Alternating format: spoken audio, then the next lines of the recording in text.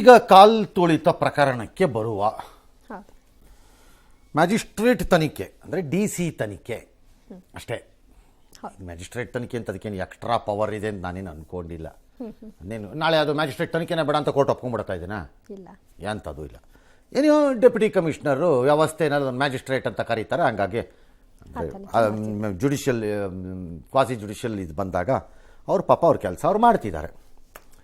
11 ಗಂಟೆಯಿಂದ 1 ಗಂಟೆವರೆಗೂ ಗಾಯಾಳುಗಳನ್ನೆಲ್ಲ ವಿಚಾರಣೆ ಮಾಡಿದ್ರಂತೆ. ಬನ್ರಪ್ಪ ಅಂತ ಅವರೆಲ್ಲ ಒಬ್ಬೊಬ್ಬರಾಗಿ ಎಕ್ಸ್ಪ್ಲೈನ್ ಮಾಡ್ಕೊಂಡು ಹೋದ್ರಂತೆ. ನೋಡಿ ಸರ್, ಈ RCBನವರು ಇನ್ಸ್ಟಾಗ್ರಾಮಲ್ಲಿ ಪೋಸ್ಟ್ ಹಾಕಿದ್ರು, ಅಂದರೆ ಮಾಹಿತಿಯನ್ನು ಹಂಚಿಕೊಂಡ್ರು. ಸರಿ, ನಾವು ಅದನ್ನು ನೋಡಿದ್ವಿ. ಫ್ರೀ ಟಿಕೆಟ್ ಅಲ್ಲ, ನಾವು ಬಂದ್ವಿ ಸ್ಟೇಡಿಯಮ್ಗೆ. ಬರೋವಾಗ ಗೋಜಲಾಗ್ಬಿಟ್ಟು ನಮ್ಮ ಮೇಲೆಲ್ಲ ಬಿದ್ದೋಗ್ಬಿಟ್ರು ಸರ್ ಅಂತ ಅವ್ರು ಯಾರೋ ಹೇಳಿದ್ರಂತೆ. ಇನ್ನೊಬ್ಬರು ಬ್ಯಾರಿಕೇಡಲ್ಲಿ ನನ್ನ ಕಾಲು ಸಿಗಾಕೋತು, ಬಟ್ ಅದ್ರ ಮೇಲೆ ಜನ ಓಡಾಡ್ಬಿಟ್ರು. ನಾನೇನು ಮಾಡಲಿ? ಇನ್ನು ಕೆಲವರು ಗಾಯಾಳುಗಳು ಕತ್ತಿಗೆ ಕಾಲಿಗೆ ಎಲ್ಲ ಕಡೆಗೂ ಇದೇನೋ ಬೆಲ್ಟು ಗಿಲ್ಟು ಎಲ್ಲ ಹಾಕೊಂಡು ಬಂದಿದ್ರಂತೆ. ಸೊ ಭಾಳ ಜನ ತನಿಖೆ ಅಪಸ್ವರ ಐತಿ. ಮನೆಗೆ ಹೋಗಿ ವಿಚಾರಣೆ ಮಾಡಬೇಕಾಗಿತ್ತು. ಎಷ್ಟು ಸರಿ ಅಂತಾನೆ ಮನೆಗೆ ಹೋಗಿ ವಿಚಾರಣೆ ಮಾಡೋಕ್ಕಾಗಲ್ಲ. ಮೆಜಿಸ್ಟ್ರಿಯಲ್ ಎನ್ಕ್ವೈರಿ ಅಂತ ಕರೆದುಬಿಟ್ಟಿದ್ದೀರಿ ಇದನ್ನು. ಮೆಜಿಸ್ಟ್ರಿಯಲ್ ಎನ್ಕ್ವೈರಿ ಮನೆಗೆ ಹೋಗಿ ಮಾಡಲ್ಲ ಯಾರು, ಮಾಡಬೇಕು, ಕಡೆಯಲ್ಲೇ ಕರೆಸಬೇಕು. ನೀವು ಬೇರೆ ಯಾವ್ದಾರು ಎನ್ಕ್ವೈರಿ ಆಗಿದ್ರು ಮನೆಗೆ ಹೋಗ್ಬೋದಾಗಿತ್ತು. ಆಫೀಸರ್ಸು ಸ್ಟೇಟ್ಮೆಂಟ್ ತೊಗೋಬೇಕು. ಪೊಲೀಸ್ನವ್ರು ಅಂದರೆ ಮನೆಗೆ ಹೋಗಿ ಒಂದು ಸ್ಟೇಟ್ಮೆಂಟ್ ತೊಗೊಳಕ್ಕಾಗ್ತಿರ್ಲಿಲ್ವಾ? ಕಾಲು ಮುರ್ಕೊಂಡು ಅವ್ರನ್ನ ಪೊಲೀಸ್ ಸ್ಟೇಷನ್ಗೆ ಕರೆಸ್ಬೇಕಾಗಿತ್ತಾ ಅನ್ಬೋದಿತ್ತು. ಹಂಗಾಗಲ್ಲ. ಅವ್ರು ಮಾಡಿರ್ತಾರೆ ಅವ್ರ ಕೆಲಸ. ನಿಮ್ಗೆ ಬೇಕಾದವ್ರು ಹೋಗಿ, ಸಾಗಿದ್ರು ಹೋಗಬೇಡಿ. ಏನು ಬೇಡ್ಕೋತಾರೆ ಹೋಗದೆ ಇದ್ದರೆ? ಅವ್ರು ನೋಟಿಸ್ ಕೊಟ್ಬಿಟ್ಟು ತಕ್ಷಣ ಹೋಗಲೇಬೇಕು ಅಂತಾರೆ ಕಾನೂನು ಇದೆಯಾ? ನೋಟಿಸ್ಗೆಲ್ಲ ಎದುರವರು ಸಾಮಾನ್ಯ ಜನನೇ ಅಲ್ವಾ?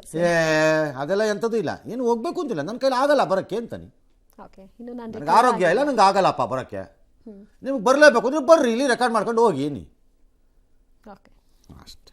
ಭಾಳ ಹಿಂದೆ ಮಹಾರಾಷ್ಟ್ರನಲ್ಲಿ ಒಂದು ಗಲಾಟೆ ನಡೆದಿತ್ತು, ಒಂದು ದೊಡ್ಡ ಫ್ಯಾಕ್ಟ್ರಿ ಮಾಡೋ ವಿಚಾರದಲ್ಲಿ. ಆಗ ಒಂದು ಪತ್ರಕರ್ತೆ ಹೆಣ್ಣು ಮಗಳಿಗೋ ಏನೋ ಯಾರಿಗೋ ಒಬ್ರಿಗೋ ಒಂದು ನೋಟಿಸ್ ಕೊಟ್ಟರು. ಆ ಹೆಣ್ಮಗಳೆಲ್ಲ ಪಾರಿನ್ ಕೊಟ್ಟೋಗಿತ್ತು ಅಷ್ಟೊತ್ತಿಗೆ. ಆಕೆಯನ್ನು ಹೇಳಿದ್ರು ಜುಡಿಷಿಯಲ್ ಕಮಿಷನ್ಗೆ, ನಾನು ಬರ್ತೀನಿ, ಬರಬೇಕು ಅಂತಿದ್ರೆ ಬಿಸ್ನೆಸ್ ಕ್ಲಾಸ್ ಟಿಕೆಟ್ ಕಳಿಸು, ಏರ್ ಟಿಕೆಟ್ನ ಅಂತ. ಖರ್ಚು ವೆಚ್ಚ ಬೇಕಾದ್ರೆ ಹಾಕ್ಕೊಳ್ಳಿ, ಸಾಕಾದ್ರೆ ಹೋಗ್ಕೊಳ್ಳಿ ಅಂತಂದು. ನಾವು ಬರ್ತೀವಿ, ಹೇಳಿಕೆ ಕೊಡ್ತೀವಿ, ಕರ್ಕರ್ದಂಗೆಲ್ಲ ಬರೋಕ್ಕಾಗಲ್ಲ, ಬೇಕಿದ್ದಾಗ ಬನ್ನಿ, ಇಲ್ದ್ರೆ ಬಿಡಿ ಅಂತಾನೆ. ನಿಮ್ಗೆ ಬರೋಕ್ಕಾಗದೇ ಇದ್ದರೆ ಏನು ಅಪರಾಧ ಏನಿಲ್ಲ ಅಲ್ಲಿ.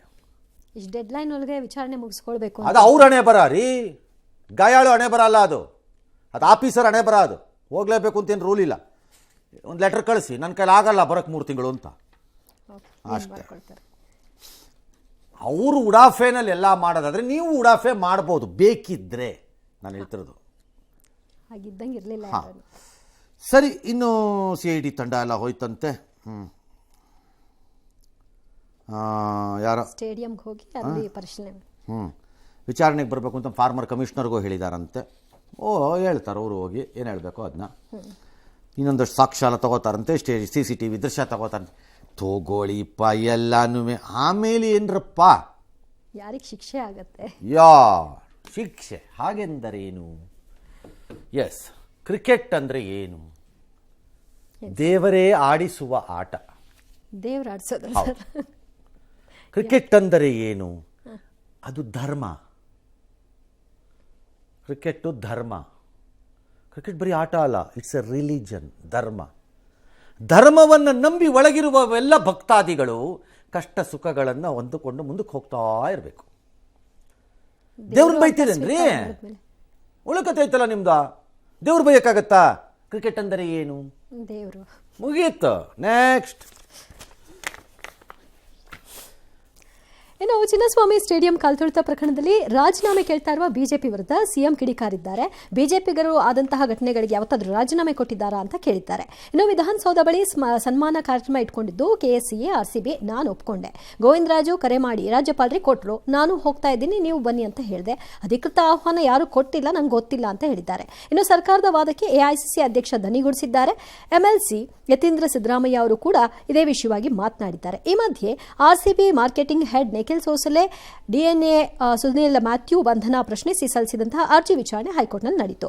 ವಿಚಾರಣೆ ವೇಳೆ ವಾದ ಮಂಡಿಸಿದ AG ಶಶಿಕಿರಣ್ ಶೆಟ್ಟಿ, ಕಾಲ್ತುಳಿತ ದುರಂತಕ್ಕೆ RCBಯ ನೇರ ಹೊಣೆ, ಎಕ್ಸ್ನಲ್ಲಿ ಪೋಸ್ಟ್ ಉಚಿತ ಪಾಸ್ ಅಂತೆಲ್ಲ ಹೇಳಿದ್ರು, ಇದರಿಂದ 3-4 ಲಕ್ಷ ಬಂದ್ ಸೇರ್ಕೊಂಡ್ರು ಅಂತ ಹೇಳಿದ್ದಾರೆ.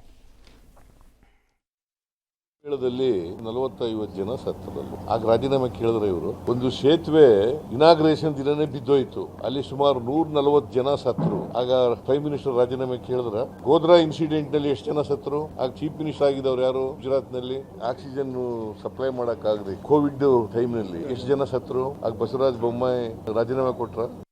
ಕುಂಭಮೇಳದಲ್ಲಿ ಕೊಟ್ರ, ಅಲ್ಲಂತೂ ಲಕ್ಷಾಂತರ ಜನ ಹೋದರು. ಈಗ ಅವ್ರು ಕೊಟ್ರ ರಾಜೀನಾಮೆ. ಯೋಗಿ ಯಾವುದೋ ಒಂದು ಆಕಸ್ಮಿಕವಾಗಿ ಈ ಘಟನೆ ನಡೆದಿದೆ. ನಮ್ಮವರು ಕ್ಷಮೆನೂ ಕೇಳಿದ್ದಾರೆ.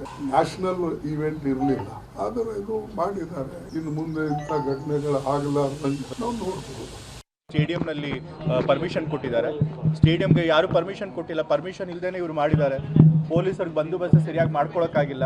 ಸೊ ಹಾಗಾಗಿ ತನಿಖೆ ನಡೀಲಿ, ಪ್ರತಿಯೊಬ್ಬರದು ಯಾರಿದ್ರೊಳಗೆ ಪಾತ್ರ ಇದೆ ಅನ್ನೋದು ಗೊತ್ತಾದ್ಮೇಲೆ ಅದ್ಮೇಲೆ ಕ್ರಮ ತೆಗೆದುಕೊಳ್ತಾರೆ. ತನಿಖೆ ಮಾಡೋಕ್ಕಿಂತ ಮುಂಚೆನೆ ಇವರೇ ಇಂಥವ್ರು ಅಕ್ಯೂಸ್ಡ್ ಅಂತ ಹೇಳ್ಬಿಟ್ರೆ ಹೇಗಾಗುತ್ತೆ? ಸ್ಥಾನಕ್ಕೆ ಏನು ಸಮಸ್ಯೆ ಆಗಿಲ್ಲ.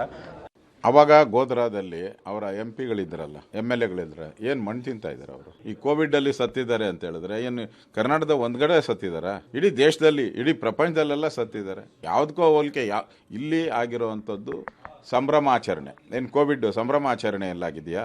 ನೀವು ಮಾಡಿರೋದು ಸಂಭ್ರಮಾಚರಣೆಯಲ್ಲಿ ಸರ್ಕಾರ ತಪ್ಪು ಮಾಡಿ ಪಾಪದ ಕೆಲಸವನ್ನು ಮಾಡಿ 11 ಜನರ ಸಾವಿಗೆ ಕಾರಣ ಆಗಿ AICC ಹೈಕಮಾಂಡ್ ಅಂತ ಏನ್ ಹೇಳ್ತಾರೆ ಕಾಂಗ್ರೆಸ್ನವರು, ಮುಖ್ಯಮಂತ್ರಿ ಮತ್ತು ಉಪಮುಖ್ಯಮಂತ್ರಿಗಳನ್ನ ಕರೆದು ಅವರ ಸಮಜಾಯಿಷಿಯನ್ನ ಕೇಳಕ್ಕೆ ಕರೆದ್ರು.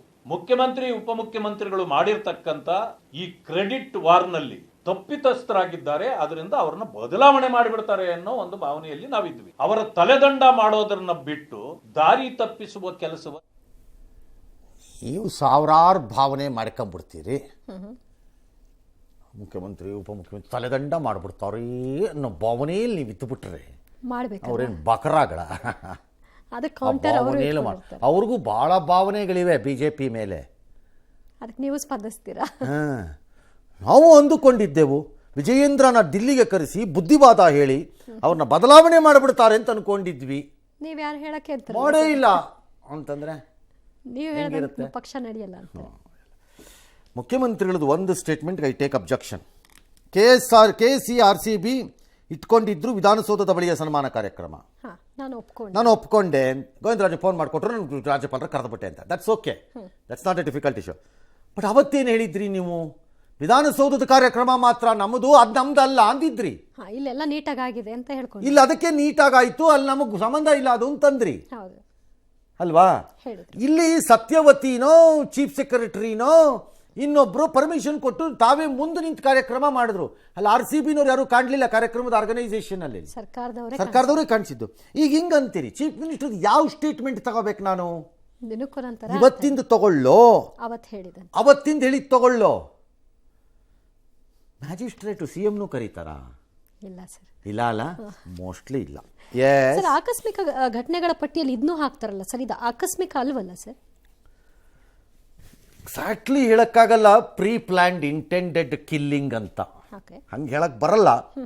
ಬಟ್ ಆಕಸ್ಮಿಕದಲ್ಲೂ ಜವಾಬ್ದಾರಿ ಕೆಲವೊಮ್ಮೆ ಇರಬೇಕು. ಇಲ್ಲಿ ಆ ಜವಾಬ್ದಾರಿ ಮಿಸ್ಸಿಂಗ್ ಅಂತ ಅನ್ಸೋದು ಸಹಜ. ಹೌದು, ಅದು ಮಿಸ್ ಆಗಿದೆ, ಅದರ ಹೊಣೆ ಯಾರು?